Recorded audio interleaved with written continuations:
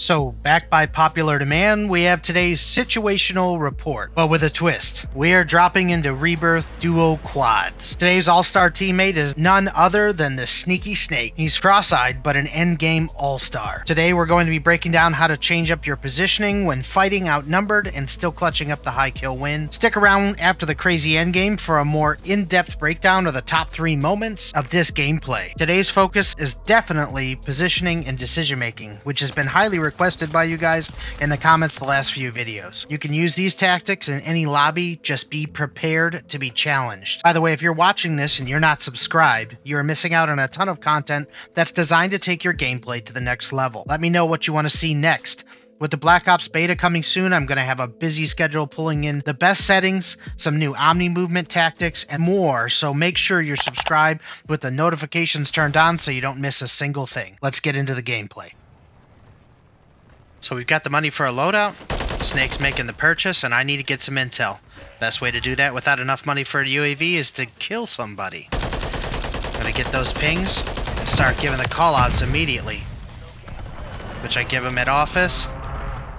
And then I reposition farther left to take the first dot.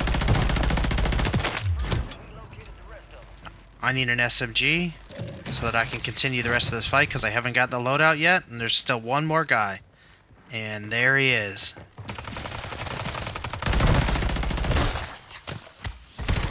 Don't be blindsided trying to get the loadout. You gotta be able to defend what you just bought.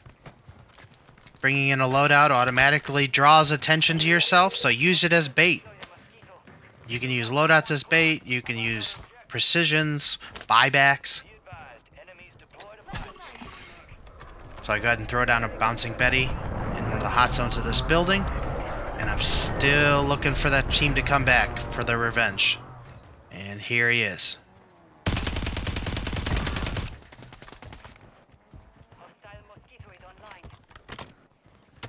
So we get the pings that his team has moved on to living quarters, and we go ahead and start our flying V. Notice we don't push together.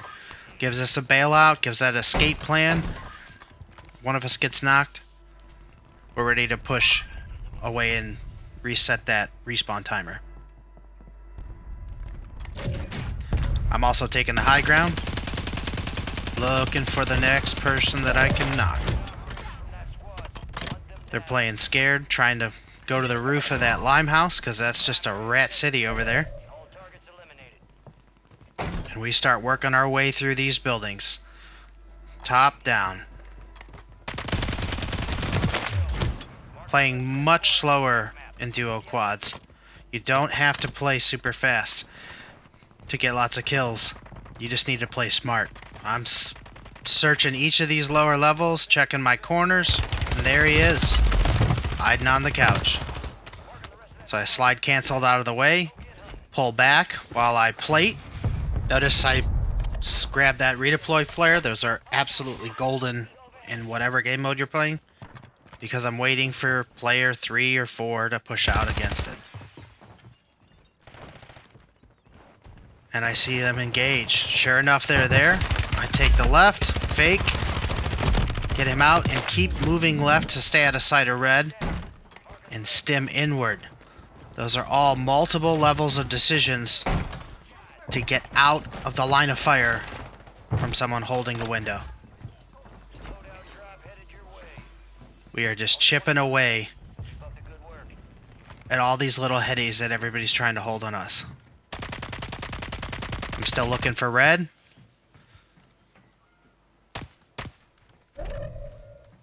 And sure enough, we got fresh fly-ins. So we're taking that rooftop angle again and slowly working back. We're backtracking on the same team. Putting pressure on them while they're trying to get the loadout. And just zippering left and right forward to get that perfect angle on him. This guy, we catch him trying to push us back. We have the high ground. You panda boy. And I make an aggressive decision here to keep engaging, let him start stimming, or I still have a self-res, which we're going to go over after the gameplay because that's so important when you're engaging from rooftops. And then we regroup and ready to push. Same thing.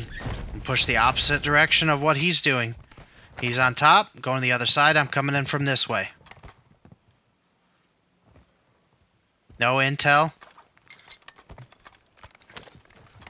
You can resupply your knives or your stims, even if you already have your guns from the loadout. But try not to do it if your team's already done it, because it's going to be gone. Save that loadout for if we die where our loot cannot be retrieved because people are holding it. We're playing off the sounds that we're hearing. They shot that Betty that I put in earlier, which is, again, one of those underrated tips. We get the precision notification. I push in off the windows because the direction of those arrows. And I get the ping, so I start going the opposite direction so I can get a line of sight on these pings. Again, gives me that escape plan. No more. If Snake is over pushing, gets caught off guard, that I'm not in the same fight as him.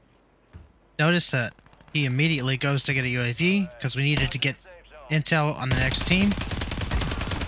I'm mounting on this air conditioner unit because I want to give myself the most accuracy and recoil control by mounting.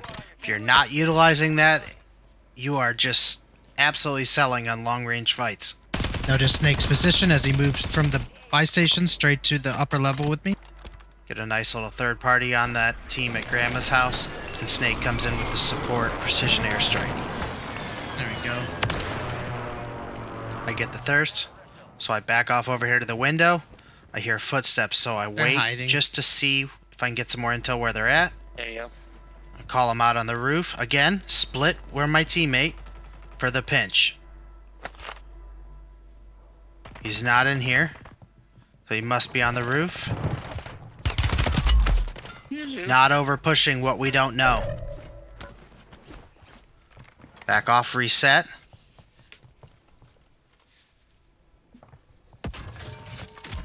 Pushing from separate angles.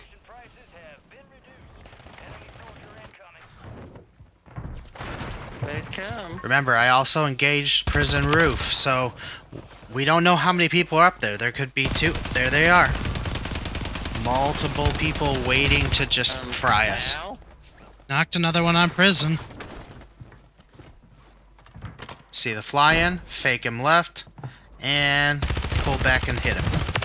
Ow. So many. It's quite possible we're still being pushed by two teams here, so I'm counting up to 8 enemies possible. I see Snake go down, and that's a huge tactic we use with the flare. At that moment, I'm using my bailout in case I get pushed by all 8, 7, how many are there? Now Sneaky Snake is an expert player, knows not to land back on me, because we could both get wiped. So we reset the gunfight. One critical thing here when you're running away from enemies is make sure that you stop once in a while. You need to cut the audio cue short, reset your gunfight, which makes noise, which is definitely quieter. And now, still dealing with Snake being out. He didn't successfully land. I'm picking a fight, but from a distance. So I just kept falling back. We were not successful in getting Snake his guns back, but we're trying to play smart because we're still way outnumbered. Now we're coming down to the final circle. The resurgence disabled.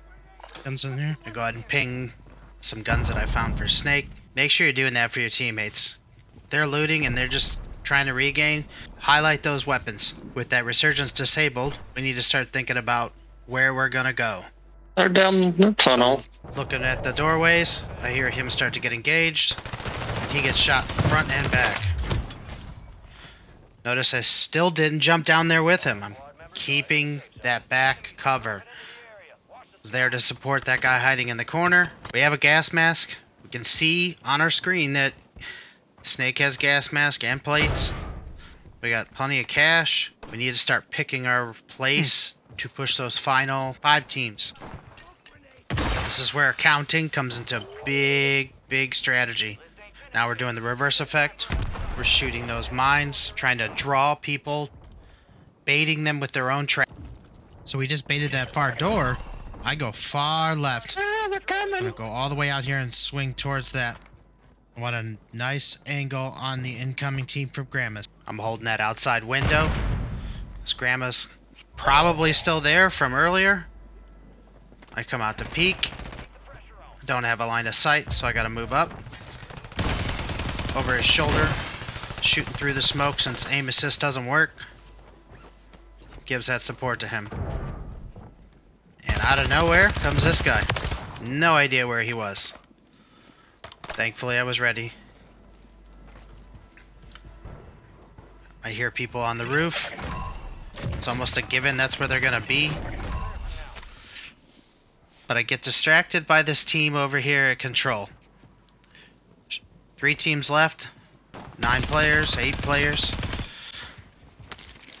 Start pushing out, see if I can get some fries. This is where I get greedy, trying to get them extra kills, because there's still a guy above me on prison. And Snake knows that. If you look where he's at and what he's pinging, he's covering the opposite direction. Last team. So in my mind, they're all at control. And here he is. They were split. One landed on the roof behind us. I back off and hold that left lane, giving the call outs to him in the smoke. He's safe in there, but I've got one that rotated deep behind me. Start trying to live ping, use my self-res, and call out that there's a buyback low. Holding that audio cue, because I know he's rapping. Oh, shit, he knows. Over pushed, decided to pull back, waiting for that rotation. Now I know that they most likely landed on the roof and the buybacks are waiting to pinch, so we gotta play this very carefully. Don't want to over push into the open. Just playing the chaos. Keep that high ground, keep going left and right. Making them feel like there's 4 fighting them. Support. Nice and split. Whoa! Why? Get him, Breezy. Almost choked because of no reload. So now we're going to break down some really important plays from this gameplay. So I'm going to put it in slow motion. I know there was a guy in top red. I see Snake go into the bottom of lime, and the shots come out. So I wait to cover the push from the enemy, and I didn't even see this guy in the steps. So I fake right, slide left, and take him out. Consciously peeking at that window the whole time. So I'm strafing left. I pop my stim and get inside, away from the guy that could push me at any moment. So now we're pushing the team again back at offices that we just fried on the loadout. I'm looking down, see this guy pushing us. I instantly know I'm not going to win that fight, so I back off and plate, let it trade with Snake. He gets a knock and a thirst. I'm plated up. I see his shots at the loadout, and he gets fried from the window. I see the tracer rounds, and I'm able to knock. I'm taking this fight because we both have self-reses. I can finish resing him here, and it's safe. If I get knocked also, we're both in a fairly safe position to res and then reset. Top of roof lines, if you're taking fights and you don't have a self-res, don't have a teammate, you're just asking to get killed. So now that we're both up, reloaded, replated, we go ahead and reposition on the rest of their fight. But I see Snake go over the roof line, so I go straight down. And without even practicing this type of thing, we've just played together a really long time, couple years, and it's very fluid. We're looking at the end of the boat, see if they went in the water. So now we're gathering intel before we do a push on Grandma's house. Again, we know that there was people in prison before because I had knocked one up there. We don't know if they've jumped down. I see Snake jump across from the opposite window. I'm waiting for shots to come out, also peeking left for people flying back. Still no sign on prison roof. I'm pushing in to cover that fresh fly-in. Fly-in broke his legs. and I start to think about what's over my right shoulder. Confirmed, an entire team is waiting to fry us. I put a couple shots on them, and we know where it needs to push now. So Snake makes the executive decision that he doesn't want to hang out in Grandma's house anymore. He doesn't want to hang out upstairs, because we're probably going to get pushed by prison. There's a fresh land-in audio cue. I slide out to fake, peek the opposite way in case he's doing the same thing, and then mow down Mr. Deerman. Again, I don't want to be up here anymore. That's another team on top of prison. So I drop down, bank into the bathroom so I can hit a quick reload, hit my plate, and see Snake go downstairs. That means I don't know how many people are down there, and there's still people above me on prison, and I'm about to be ice cream sandwiched. There's 27 seconds left on the resurgence, so I have to go outside and pop the flare. This emergency use of the flare, even in resurgence, can keep the game alive when you're about to be wiped. I also use it as bait, run down to the basement, and start contemplating whether or not I'm going to wrap outside or go low towards factory. I see they've already pushed down to my flare, so I have to make a quick decision and bail out. This is very risky, but if you notice, I'm looking at the roof line of prison and then coming back into the mid-level. By this time, Snake's been on the ground for a few seconds, and I start to evaluate again whether or not I'm going to stick around. Somebody pops in the front door. I light him up. I see tracer rounds coming from the bottom of the steps, so I immediately push down the stairs, but not around and out this time. It's not a normal swing in that house. I freeze here, maximize the silence of me not moving to pop the reload. The enemy team can still hear that. They can still hear plates, but they're not hearing my footsteps. Because it's a very strange spot, and they're not a very aggressive pushing teams, I'm able to reset the gunfight, and then again take an escape route, low away from prison, outside the eyes of Grandma's house. But I look down and Snake's not in the game anymore. So again, I have to make the same decision. Do I try to take out a teammate to lower the timer, or do I keep backing off? I see that I'm low on ammo, which is another bad part about sticking around in a bad fight. You're going to get caught with your pants down. I see their flare as they do the same tactic. I got one upstairs, take shots, and I'm visualizing all three players. One on this level, one upstairs, and one in the bathroom. Utilizing the sound and my counting, I decide I'm out of here, which is good because I was able to bring Snake back. Now for the final circle replay, we know there's 3 teams with 8 players, 2 of us and 4 at control. They have 2 buy stations. There's still 2 on the roof of prison. Snake is pushed up to the short wall and pinged, protecting my exit from prison. It's a huge fail on my part. I overpushed and forgot about the people on top of prison, but that's the expert level of Sneaky Snake's endgame play. Prioritize the target that is more likely to kill you. After that wipe, I push down to the wall on the opposite side of the gate, watching which direction he's looking. They're likely going to rotate up the steps, and clearly they are. He's taking shots farther back at prison. That means that someone's rotated all the way up. So I decide to take the staircase over here to get a better angle, and out of the corner of my eye I see not just 1, but 2 guys coming up to shoot Snake in the back. I put shots on the first one and knock the second. He uses a big brain play to smoke, and then that gives him the exit. He sees that I start to take shots from the guy behind.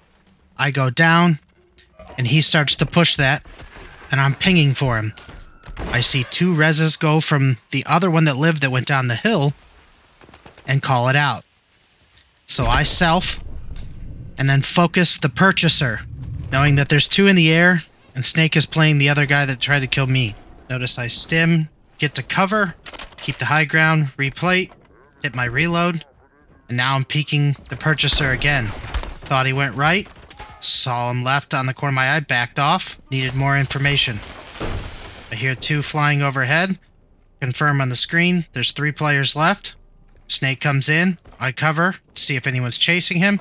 Now we have to figure out how to replay a 3v2 scenario. Snake throws a cluster mine out the window in the direction of their rotation. And I start getting information as the gas rolls out. I see 1 low, roll back to the other window to see if I can push him this direction. And there's a buyback. We get 1, takes it from 6 back down to 5 from the flare. Another flare goes off. It's 2v6 again. Snake knocks 2, and the fly-in lands on his cluster mine. Now it's 2v2. So I know 1's knocked, and 1's probably still in the air.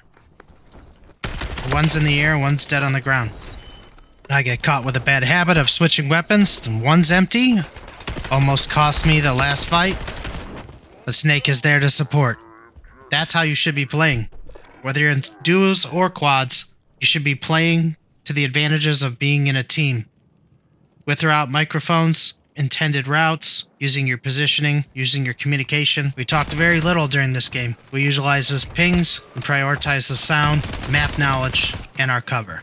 All in all, these types of skill sets are what is going to make your game sense advance way more than screenshotting a loadout at the end of a YouTube video. Find yourself a teammate like Snake, and you don't have to play that long together before you start to use the pinching technique.